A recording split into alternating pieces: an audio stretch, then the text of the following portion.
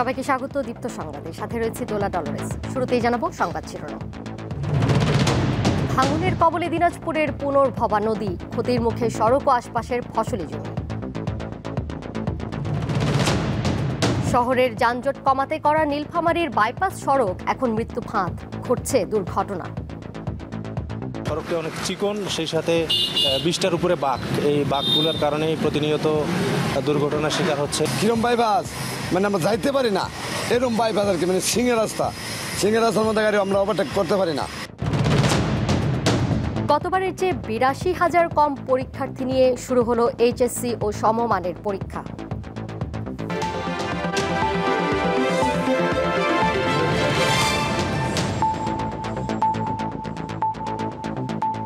দিনাজপুরের বিরলে পুনর্ভবা নদীর একটি অংশ ভাঙনের কবলে পড়েছে। টানা বৃষ্টি আর নদীর পানির স্রোত বেড়ে যাওয়া এর কারণ। এতে ওই এলাকার একমাত্র সড়ক ও নদী তীরবর্তী ফসলি জমি ব্যাপক ক্ষতির মুখে পড়েছে। কদিন ধরে থেমে থেমে হওয়া বৃষ্টিতে পানি বেড়ে যাওয়ায় এভাবে ভেঙে পড়ছে নদীর পাড়। দিনাজপুরের বিরল উপজেলার পুনর্ভবা নদীর প্রায় হাফ কিলোমিটার জুড়ে এই অবস্থা। নদীর পানির স্রোত আর বৃষ্টির পানির প্রভাবে আশপাশের জমি ও ফসলের ব্যাপক ক্ষতি হয়েছে। পানির প্রভাবে ওই এলাকার একমাত্র সড়কেরও বেহাল দশা, এতে বিপাকে পড়েছেন স্থানীয়রা। নদী কিন্তু বাস্তব যে আছে, এটা হলো মেন নদী, ভাঙ্গে ভাঙ্গে ভাঙ্গে ভাঙ্গে এই যে এখন রাস্তার ধারে চলে তো এই যে মনে করেন ক্ষেত খালা নষ্ট হচ্ছে, রাস্তা তো একবারে চলে গেছে। কিন্তু এটা ফসল তোলার রাস্তা, এইভাবে যদি নদী ভাঙন হয় তাহলে তো রাস্তাও থাকবে না, মানুষের জনজীবন কিভাবে এখন পার করবে? আর নদীর এইবার আমার জন্য ব্লক টলক হয়, আমরা এইটা আশা করছি। জনপ্রতিনিধিদের বিষয়টি অবগত করা হলেও কোনো পদক্ষেপ নেওয়া হয়নি। মেম্বারও দেখে না, চেয়ারম্যানও দেখে না, কেউ দেখে না, ঘুরিও দেখে না। ব্রিজটা যদি হইলো মানুষ চলাচল করতে পারলে হয়। কোনো মূল্য নাই, সুইচ গেট যদি নিরাপদ না করে এই সুইচ গেটও ভাঙে চলে যাবে। এ বিষয়ে দিনাজপুর পানি উন্নয়ন বোর্ড প্রকৌশলীর কার্যালয়ে যোগাযোগ করা হলেও কেউ কথা বলতে রাজি হয়নি। দীপ্ত, বার্তা কক্ষ। শহরের যানজট কমাতে এবং নির্বিঘ্নে যান চলাচলের জন্য করা নীলফামারীর বাইপাস সড়ক এখন মৃত্যু ফাঁদে পরিণত হয়েছে। কালীতলা থেকে নটখানা পর্যন্ত প্রায় ৮ কিলোমিটার সড়কটিতে বাঁক রয়েছে অন্তত 25টি। এতে জনসাধারণের ভোগান্তির পাশাপাশি প্রায়ই ঘটছে দুর্ঘটনা। চলাচলের সুবিধার জন্য 2020 সালে নীলফামারীর এই বাইপাস সড়কটি নির্মাণ করা হয়। 23 কোটি টাকায় 7.74 কিলোমিটার দীর্ঘ সড়কটি নির্মাণ করে সড়ক ও জনপথ বিভাগ। আশপাশের জেলার সাথে যোগাযোগের প্রধান সড়ক 34 ফুট সৈয়দপুর ডোমার মহাসড়ক, তারই অংশ হওয়ার কথা 18 ফুটের বাইপাসটি। কিন্তু সড়কে বাঁক বেশি থাকায় ঘটছে দুর্ঘটনা। টার্নিং নিতে সমস্যা হয়, তারপর আপনার হচ্ছে সিঙ্গেল ডাবল গাড়ি ক্রস করা সমস্যা হয়, খাদে পড়ার একটা আশঙ্কা থাকে। আবার রাস্তার সাইডে মাটিও নেই যে একটু চাপায় ক্রস করবো, সেরকম পরিবেশ নেই। অত্যন্ত ঝুঁকিপূর্ণ একটি সড়ক। এই সড়কটি অতি দ্রুত সংস্কার প্রয়োজন, কারণ হচ্ছে সড়কটি অনেক চিকন, সেই সাথে 20টার উপরে বাঁক। এই বাঁকগুলোর কারণেই প্রতিনিয়ত দুর্ঘটনার শিকার হচ্ছে। আপনার বাইপাস কিরম বাইপাস মানে আমরা যাইতে পারি না, এরকম বাইপাস আর কি, মানে সিংহের রাস্তার মধ্যে গাড়ি আমরা ওভারটেক করতে পারি না। আমার বিরাট সমস্যা। গাড়ি আপনার পোল্ট্রি খাইতে চা, এমনি অটো রিক্সা আর বড় গাড়ি, 2 গাড়ি ক্রসিং হচ্ছে না, বিরাট সমস্যা। সড়ক বিভাগের কর্মকর্তা জানান, বাঁক সরলীকরণের প্রক্রিয়া চলমান রয়েছে। এই সড়কটাকে কার্যকর বাইপাস সড়ক বলা যাবে না। একে তো এই সড়কে অনেকগুলো বাঁক, তারপরে বিল্ড আপ এরিয়ার মধ্যে দিয়ে গেছে, পুরা শহরের মধ্যে দিয়ে গেছে। এই ল্যান্ড অ্যাকুইজিশন করে আমরা মধ্যমেয়াদী ব্যবস্থা হিসেবে সড়কের বাঁকগুলো সহ করতে পারি। তবে যদি শহর বাইপাস করে যানবাহনের মোবিলিটি রক্ষা করতে হয়, তাহলে শহর বাইপাস করেই একটি কার্যকর বাইপাস সড়ক নির্মাণের প্রয়োজন হবে, এবং সেই বিষয়ে আমরা মন্ত্রণালয়ে রিপোর্ট প্রদান করেছি। বাইপাস সড়কটির সমস্যা সমাধানে দ্রুত কার্যকর ব্যবস্থা নেওয়ার দাবি স্থানীয়দের। দীপ্ত, বার্তা কক্ষ। যাচ্ছি অন্যান্য প্রসঙ্গে। সাবেক প্রধান নির্বাচন কমিশনার কাজী হাবিবুল আওয়ালের 3 দিনের রিমান্ড মঞ্জুর করেছে আদালত। ঢাকার চিফ মেট্রোপলিটন ম্যাজিস্ট্রেট মোস্তাফিজুর রহমানের আদালত দুপুরে রিমান্ড মঞ্জুর করেন। বেলা 1টার দিকে কাজী হাবিবুল আওয়ালকে আদালতে নেওয়া হয়। মামলার সুষ্ঠু তদন্তের স্বার্থে তাকে 10 দিনের রিমান্ডে নেওয়ার আবেদন করে পুলিশ। শুনানি শেষে বিচারক 3 দিনের রিমান্ড মঞ্জুর করেন। বুধবার দুপুরে রাজধানীর মগবাজার থেকে সাবেক এই সিইসিকে গ্রেপ্তার করা হয়। রাজধানীর শেরেবাংলা নগর থানায় বিগত 3টি জাতীয় সংসদ নির্বাচনে দায়িত্ব পালনকারী প্রধান নির্বাচন কমিশনার সহ 24 জনের নাম উল্লেখ করে 22 জুন মামলা করে বিএনপি। এরপর রাজধানীর উত্তর এলাকা থেকে গ্রেপ্তার হন আরেক সাবেক সিইসি KM নুরুল হুদা। সবশেষ কাজী হাবিবুল আওয়ালকে আনা হলো আইনের আওতায়। তিনি 2024 সালে জাতীয় নির্বাচনের সময় প্রধান নির্বাচন কমিশনারের দায়িত্ব পালন করেন। সে নির্বাচনে বিএনপি সহ বেশিরভাগ রাজনৈতিক দল অংশ নেয়নি।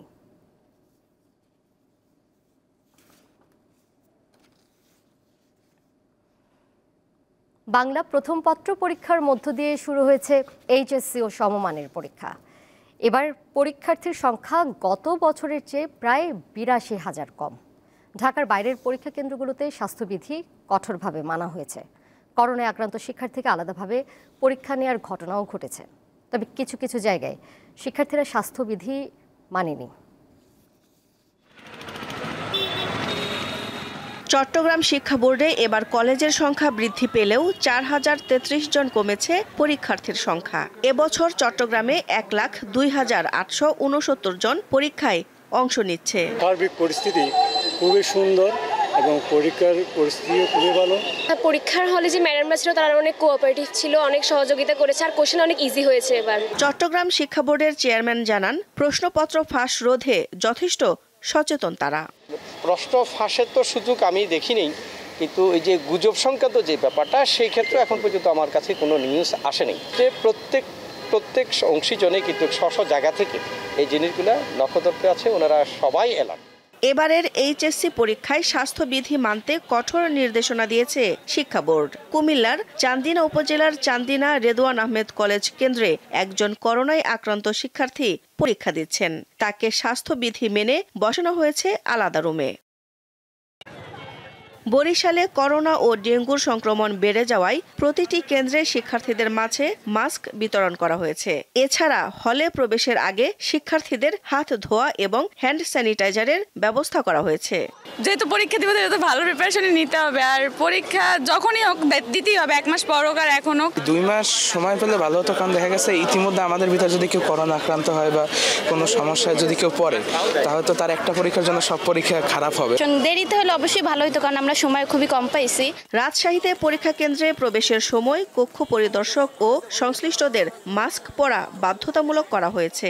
স্বাস্থ্যবিধি মেনে প্রবেশ করেছে পরীক্ষার্থীরাও। সিকিউরিটি চেক দিয়েছে যে মাস্ক ছিল কিনা, মাস্ক সাথে আমরা নিয়ে এসেছি কিনা। ভাবছিলাম যে অনেক হার্ড হবে, কিন্তু না, একদিকে ভালো হয়েছে কোশ্চেন অনেক। তবে ময়মনসিংহে অনেক শিক্ষার্থীকেই স্বাস্থ্যবিধি মানতে দেখা যায়নি। দিলশা দানি, দীপ্ত, বার্তাকক্ষ। খুলনায় বিএনপির সমাবেশে হামলার অভিযোগে সাবেক প্রধানমন্ত্রী শেখ হাসিনা সহ 156 জনের বিরুদ্ধে মামলা হয়েছে। সকালে খুলনা মহানগর দায়রা জজ আদালতে মামলাটি করেন নগর বিএনপির সাধারণ সম্পাদক শফিকুল আলম তুহিন। বিচারক মোহাম্মদ শরীফ হোসেন হায়দার এজাহারটি আমলে নিয়ে পরে আদেশ দেবেন বলে জানান। মামলায় উল্লেখ করা হয়েছে 2023 সালের 19 মে খুলনা প্রেসক্লাব মিলনায়তনে সোনাডাঙ্গা থানা বিএনপির কর্মী সভা চলছিল। সেই সভায় শেখ হাসিনা ও তার চাচাতো ভাই শেখ জুয়েলের নির্দেশে বর্বর হামলা চালানো হয়।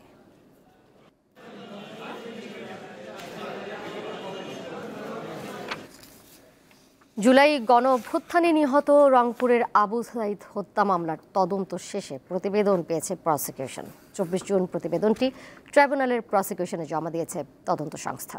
প্রতিবেদনে আবু সাইদ হত্যার সঙ্গে 30 জনের সম্পৃক্ততা মিলেছে বলে জানান ট্রাইব্যুনালের প্রসিকিউটর মিজানুল ইসলাম। আগামী রোববার আন্তর্জাতিক অপরাধ ট্রাইব্যুনাল 2-এ আনুষ্ঠানিক অভিযোগ দাখিল করা হবে।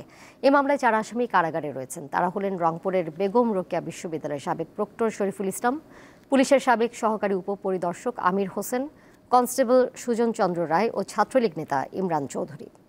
গত বছরের 16 জুলাই বেগম রোকেয়া বিশ্ববিদ্যালয়ের সামনের পার্ক মোড়ে গুলিতে নিহত হন আবু সাইদ।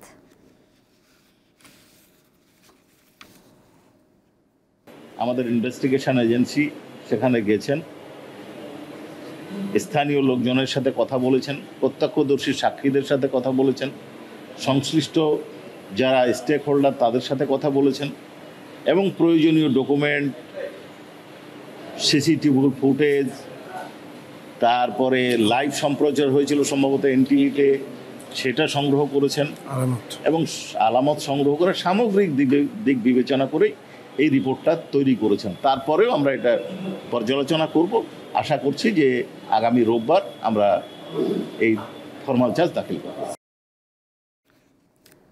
ঢাকার আশুলিয়ায় ডেটিং অ্যাপের মাধ্যমে পরিচয়ের সূত্র ধরে কৌশলে এক যুবককে অপহরণ ও মুক্তিপণ আদায়ের অভিযোগে 2 জনকে গ্রেপ্তার করেছে পুলিশ। গতকাল আশুলিয়ার জামগড়া এলাকা থেকে তাদের গ্রেপ্তার করা হয়। দুপুরে আশুলিয়া থানা থেকে তাদেরকে আদালতে পাঠায় পুলিশ। সাভার সার্কেলের অতিরিক্ত পুলিশ সুপার শাহিনুর কবির জানান, সামাজিক যোগাযোগ মাধ্যমে ডেটিং অ্যাপ টানটানের মাধ্যমে পলাশ হোসেন নামের ওই ভুক্তভোগীকে অপহরণ করা হয়। 20 জুন রাতে এ ঘটনাটি ঘটে।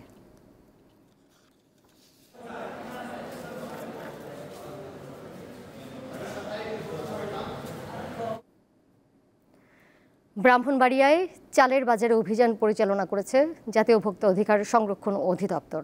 দুপুরে জেলার আনন্দবাজার এলাকায় বিভিন্ন পাইকারি দোকানে এই তদারকি কার্যক্রম ও অভিযান পরিচালনা করা হয়। ব্রাহ্মণবাড়িয়া কার্যালয়ের সহকারী পরিচালক ইফতেখারুল আলম রিজভি জানান, অভিযানে বাড়তি দামে চাল বিক্রয়, চালের মজুত ও সংগ্রহের সপক্ষে প্রমাণ, ক্রয় বিক্রয়, ভাউচার সংরক্ষণ না করা সহ বিভিন্ন অনিয়মের অভিযোগে শামীম ট্রেডার্সকে 30,000 টাকা ও মোশাররফ ট্রেডার্সকে 20,000 টাকা জরিমানা করা হয়।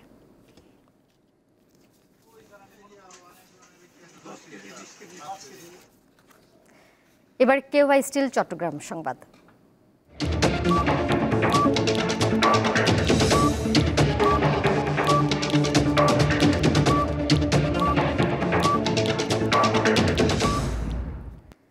মিয়ানমারের রাখাইন রাজ্যে পাচারকালে চট্টগ্রামে প্রায় 16 লাখ টাকা মূল্যের 430 বস্তা ইউরিয়া সার ও 600 বস্তা আলু জব্দ করেছে কোস্টগার্ড।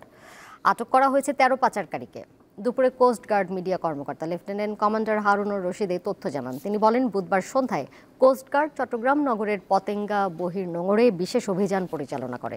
জব্দ করা মাল ও আটক পাচারকারীদের নৌ পুলিশের কাছে হস্তান্তর করা হবে। আন্তর্জাতিক প্রসঙ্গ। পরমাণু কর্মসূচি নিয়ে ফের আলোচনার টেবিলে বসছে ইরান ও যুক্তরাষ্ট্র, এমনটাই দাবি মার্কিন প্রেসিডেন্ট ডোনাল্ড ট্রাম্পের। তিনি জানিয়েছেন, আগামী সপ্তাহেই হতে যাচ্ছে এই আলোচনা। এদিকে যুক্তরাষ্ট্রের বিমান হামলায় ইরানের কয়েকটি গুরুত্বপূর্ণ পরমাণু স্থাপনা গুরুতরভাবে ক্ষতিগ্রস্ত হয়েছে বলে দাবি করেছেন দেশটির শীর্ষ গোয়েন্দা সংস্থা সেন্ট্রাল ইন্টেলিজেন্স এজেন্সি সিআইএর পরিচালক জন র্যাডক্লিফ। তিনি জানান, এই ক্ষতি পুষিয়ে নিতে তেহরানের কয়েক বছর লাগবে।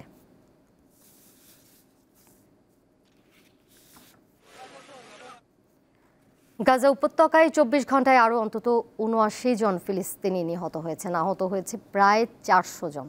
বুধবার ফিলিস্তিনের তথ্য কেন্দ্র জানায়, দক্ষিণ গাজার আল মাওয়াসি এলাকায় বাস্তুচ্যুত ফিলিস্তিনিদের আবাসস্থলে কমপক্ষে 2টি হামলা হয়েছে। খান ইউনিসের মাজাইদা পাড়ায় আবু আরব পরিবারের আরেকটি তাঁবুতে বোমা হামলায় কমপক্ষে 5 জন নিহত এবং আরও বেশ কয়েকজন আহত হন। আল জাজিরা জানিয়েছে, ইসরায়েলি সেনাবাহিনী উত্তর এবং মধ্য গাজায় হামলা চালিয়ে কমপক্ষে 13 জন ফিলিস্তিনিকে হত্যা করেছে।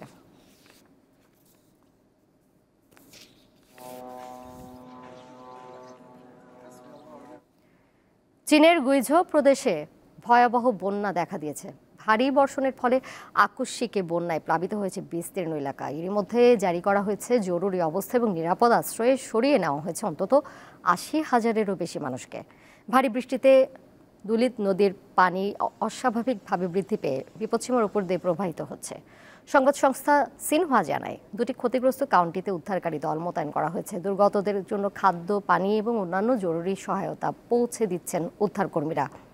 প্রবল স্রোতের কারণে কিছু এলাকায় ত্রাণ পৌঁছানো কঠিন হয়ে পড়েছে। দেশটির আবহাওয়া বিভাগ জানিয়েছে, আগামী কয়েকদিন আরও বৃষ্টিপাতের আশঙ্কা রয়েছে।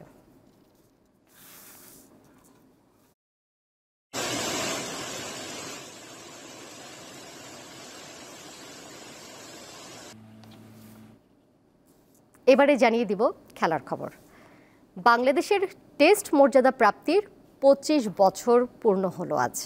2000 সালের 26 জুন আইসিসির 10ম পূর্ণ সদস্য হিসেবে টেস্ট মর্যাদা পেয়েছিল বাংলাদেশ। দীর্ঘ এই সময় কিছু ঐতিহাসিক জয় এলেও টেস্ট ক্রিকেটে সাফল্যের চেয়ে ব্যর্থতাই বেশি। এই 25 বছরে টাইগারদের জয় মাত্র 23টি। 26 জুন দিনটিকে দেশের ক্রিকেটের ইতিহাসে ঐতিহাসিক মুহূর্ত বলাই যায়। 2000 সালের এই দিনে 9টি টেস্ট খেলুড়ে দেশের ভোটে টেস্ট ক্রিকেটের 10ম সদস্য হিসেবে নাম লেখায় বাংলাদেশ। টেস্ট মর্যাদার প্রাপ্তির পর একই বছরে 10 নভেম্বর প্রথমবারের মতো টেস্ট ক্রিকেট খেলতে 22 গজে নেমেছিল বাংলাদেশ দল। অভিষেক ম্যাচে শক্তিশালী ভারতের বিপক্ষে দারুণ আশা জাগালেও সেই টেস্টের আঙিনায় এখনও রীতিমতো ধুঁকছে বাংলাদেশ। 25 বছরে 153টি টেস্ট ম্যাচ খেলে টাইগাররা জয় পেয়েছে মাত্র 23টি, বিপরীতে হার 111টি ও ড্র 19টি। টেস্ট র্যাঙ্কিংয়ে বাংলাদেশের অবস্থান 9 নম্বরে। ভালো খেলে কিন্তু অতটা না, একটু সমস্যা আছে খেলায়, ব্যাটিং এগুলো অত ভালো মতো করতে পারে না। আমার যতদূর মনে হয় তারা প্র্যাকটিস করে, বাট সেইভাবে প্র্যাকটিস করে না যে ওদের মাইন্ডসেট থাকে যে ম্যাচ জিতবে, কিন্তু তারা সেই মানে প্র্যাকটিস করে না। ওরা পারে না কারণ আমার মতে ওরা যখন খেলার মাঠে থাকে ওদেরকে আমরা দেখি ওরা অত সিরিয়াস থাকতে চায় না। ওরা মানে সিরিয়াস খেলার মুডে অনেক এরকম তারা মোটামুটি একটা পারফরমেন্স করবে এরকম একটা মনোভাব নিয়ে তারা থাকে। কনফিডেন্ট নাই। আর batting line up, bowling line up ভালো না, বোলিং লাইন আপ ঠিক আছে, ব্যাটিং লাইন আপ খারাপ। টেস্ট ক্রিকেটের 25 বছরের যে রজত জয়ন্তী। সম্প্রতি বাংলাদেশ ক্রিকেট বোর্ডের সভাপতির দায়িত্ব দেওয়া হয়েছে টেস্টে বাংলাদেশের প্রথম সেঞ্চুরিয়ান আমিনুল ইসলাম বুলবুলকে। জাতীয় দলের সাবেক এই অধিনায়ক দায়িত্ব নিয়েই দেশের ক্রিকেটের সমস্যা দূর করতে কাজ শুরু করেছেন, যার প্রেক্ষিতে সাদা পোশাকের রজত জয়ন্তী উদযাপনে 7 দিনের বিশেষ কর্মসূচি হাতে নিয়েছেন তিনি। সকলে বাংলাদেশকে সাপোর্ট করি এবং let's work together to bring Bangladesh cricket in a different height. Parvez Khokon, Deepto sports. রঙের ছোঁয়া লাগছে বাফুফে ভবনে। তৈরি করা হবে ডিএফএ কর্তাদের জন্য আলাদা ব্যবস্থা। নারী ফুটবলারদের আবাসিক ফ্লোর নিয়েও বড় পরিকল্পনা করছে ফেডারেশন। পাশাপাশি গণমাধ্যম কর্মীদের জন্য তৈরি করা হবে আধুনিক সুযোগ সুবিধার মিডিয়া সেন্টার। স্বাধীনতার প্রায় 7 মাস পর 1972 সালে 15 জুলাই প্রতিষ্ঠিত হয় বাংলাদেশ ফুটবল ফেডারেশন। শুরু থেকে আজ পর্যন্ত ঠাঁই দাঁড়িয়ে রয়েছে ভবনটি। বেশ কয়েকবার সংস্কার করা হলেও গুণগত মান খুব একটা পরিবর্তন হয়নি। এবার সংস্কারের পরিকল্পনায় সংস্থার নবনির্বাচিত কমিটি। টোটাল ভবনটাই রং হবে, তারপরে টাইলস লাগানো হবে, যে যে কাজগুলা বাদ আছে প্রত্যেকটা কাজই ওখানে করা হবে। প্রক্রিয়মেন্ট কমিটিতেও আমাদেরকে বলা হয়েছে সাংবাদিকদের বসার একটা হলো লঞ্চ করবে। বাফুফের আয়ের মূল খাত ফিফা ও এএফসির অনুদান। এশিয়ান ফুটবল কনফেডারেশন থেকে বছরে $5 লাখ পায় বাফুফে, যা মূলত বাফুফের প্যানেলভুক্ত কোচ ও ফেডারেশনের এক্সিকিউটিভ কর্মীদের বেতনে খাতে খরচ হয়। এবার 2028 সাল পর্যন্ত আরো 5 লাখ অর্থাৎ বাৎসরিক মোট $10 লাখ পাবে সংস্থাটি, যা বাফুফের অবকাঠামো সংস্কার বা নির্মাণে খাতে ব্যয় করা হবে। ফুটবল ফেডারেশন ভবনটা কিন্তু 4 তলা ফাউন্ডেশন দেওয়া। ইসি মিটিংয়ে আমি প্রস্তাব দিয়েছিলাম যে বাংলাদেশ থেকে ডিএফএ প্রেসিডেন্টরা দাপ্তরিক কাজে আসে হলো ঢাকাতে, তাদের বসার জায়গা নেই। সেই জায়গাটাও কিন্তু অনুমোদন দিয়েছে আমাদের প্রেসিডেন্ট, এটার এস্টিমেটটা হয়ে গেছে। ফেডারেশন ভবনের 4 তলায় আবাসিক ক্যাম্পে থাকেন বাংলাদেশ নারী ফুটবল দল সহ বয়স ভিত্তিক বিভিন্ন দলের খেলোয়াড়রা। তাদের ঢাকার বাইরে আরো 2টি আবাসিক ক্যাম্প করার পরিকল্পনার কথা জানান তিনি। ফিফার অর্থায়নে আমরা কিন্তু কক্সবাজারে কিন্তু একটা জমি পাচ্ছি, আপনারা জানেন সরকার আমাদেরকে দিচ্ছে। মোহাম্মদ হাসিব, দীপ্ত স্পোর্টস, ঢাকা। শেষ করব দীপ্ত সংবাদ, যাবার আগে শিরোনামগুলো জানিয়ে দিব আরও একবার। ভাঙনের কবলে দিনাজপুরের পুনর্ভবা নদী, ক্ষতির মুখে সড়ক ও আশপাশের ফসলি জমি। শহরের যানজট কমাতে করা নীলফামারীর বাইপাস সড়ক এখন মৃত্যু ফাঁদ, ঘটছে দুর্ঘটনা। গতবারের চেয়ে 82,000 কম পরীক্ষার্থী নিয়ে শুরু হলো এইচএসসি ও সমমানের পরীক্ষা।